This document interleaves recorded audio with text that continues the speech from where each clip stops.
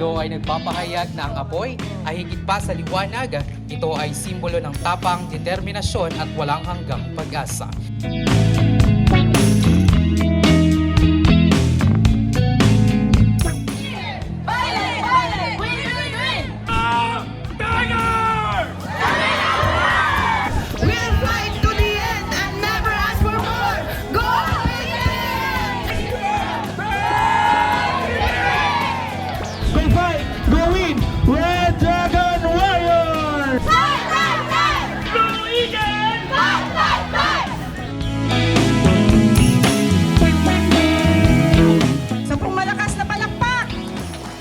Everybody's inspired. Siguro talagang nakaredy ang lahat na makikumpit sa umagang ito. Ang pinaka-importanting tao sa ating munisipyo ay ang ating mga kababayan. Ngayong taon, ipinagdiriwang natin ang ikasandaang 125th Philippine Civil Service Anniversary na may timang bawat kawani, lingkod bayani, puso, dangal, galing para sa bayan.